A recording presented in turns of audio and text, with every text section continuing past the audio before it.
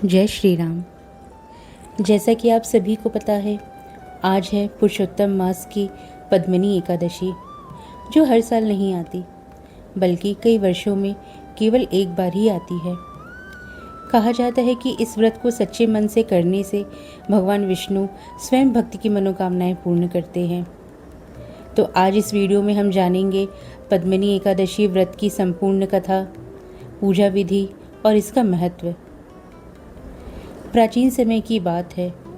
कर्तवीर नाम के एक महान और प्रतापी राजा थे और उनकी राजधानी थी माहिष्मती नगरी। राजा के पास अपार धन, विशाल सेना, वैभव, सम्मान सब कुछ था और उनकी पत्नी थी जिनका नाम था रानी पद्मिनी।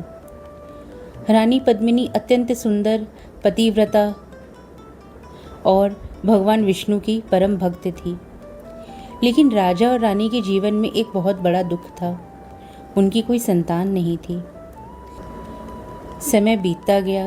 राजा ने अनेक यज्ञ करवाए, दान किए, ब्राह्मणों की सेवा की, लेकिन उन्हें संतान का सुख नहीं प्राप्त हुआ। धीरे धीरे राजा का मन दुखी रहने लगा। एक दिन राजा ने रानी से कहा, हे प्रिय पद्मिनी, मेरे पास सब कुछ होते हुए भी मैं अधूरा हूँ। मेरे बाद इस राज्य को संभालने के लिए कोई नहीं है। रानी ने राजा को समझाया, स्वामी, भगवान की इच्छा के बिना कुछ भी संभव नहीं है। हमें भक्ति और तपस्या का मार्ग अपनाना चाहिए। राजा ने राजपाट मंत्रियों को सौंप दिया और रानी पद्मिनी के साथ वन की ओर चले गए। दोनों ने कठोर तपस्या आरंभ कर दी। दिन बीतते गए, महीने बीतते गए, साल बीत गए।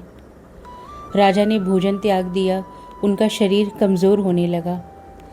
रानी यह सब देखकर भीतर ही भीतर टूट रही थी, लेकिन फिर भी वह पूरी श्रद्धा से भगवान विष्णु का स्मरण करती रही।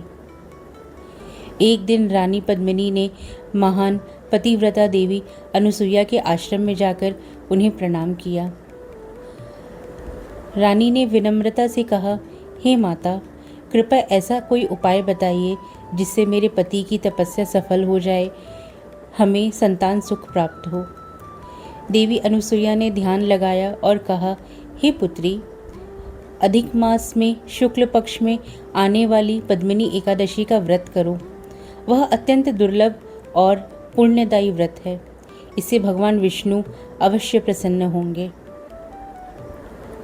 रानी पद्मिनी ने पूरे नियम और श्रद्धा से व्रत प्रारंभ किया। उन्होंने प्रातःकाल स्नान किया, पीले वस्त्र धारण किए, भगवान विष्णु की पूजा अर्चना की, उन्हें तुलसी दल अर्पित किए, पूरी रात जागरण किया, भजन किया। रानी बार बार सिर्फ एक ही प्रार्थना कर रही थी, हे नारायण, यदि मेरी भक्ति सच्ची है तो मेरे पति की मनोकामना पूर्ण करें। रानी की भक्ति और राजा की तपस्या से भगवान विष्णु अत्यंत प्रसन्न हुए। अचानक वहाँ दिव्य प्रकाश फैला।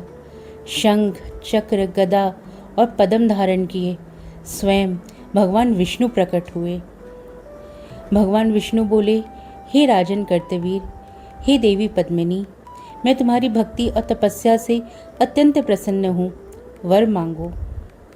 राजा और रानी ने हाथ जोड़कर कहा, प्रभु, हमें एक तेजस्वी पुत्र प्राप्त हो। भगवान विष्णु मुस्कुराए और बोले, तथास्तु। कुछ समय बाद रानी पद्मिनी ने एक दिव्य पुत्र को जन्म दिया। उस पुत्र का नाम रखा गया कर्तवीर अर्जुन। वह अत्यंत बलशाली, तेजस्वी और महान राजा बने। कहा जाता है कि उसे भगवान का विशेष आशीर्वाद प्राप्त था। तो भक्तों, यही थी पद्मिनी एकादशी की पावन कथा। अगर आप भी भगवान विष्णु की कृपा पाना चाहते हैं तो आज अपनी श्रद्धा से इस व्रत को ज़रूर करें।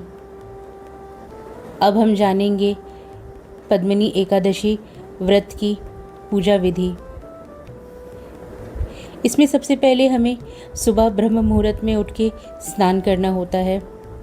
स्वच्छ पीले वस्त्र धारण करें, भगवान विष्णु की पूजा अर्चना करें। सबसे पहले उन्हें पीले आसन पर विराजमान करें, फिर उनकी पूजा करें, उन्हें तुलसी अर्पण करें, विष्णु सहस्त्रनाम का पाठ करें या फिर ओम नमो भगवते वासुदेवाय नमः इसका जप करते रहें।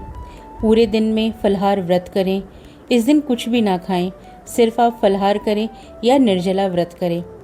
पूरी रात जागरण करें और अगले दिन मुहूर्त के अनुसार व्रत का पारण करें। और सबसे बड़ी बात, जब आप व्रत का पारण करें तो कोशिश करें कि आप चावल बनाएं, सबसे पहले पूजा करें, भगवान विष्णु को भोग लगाएं, उसके बाद खुद आप व्रत का पारण करें। यह व्रत बहुत ही फलदायी व्रत है।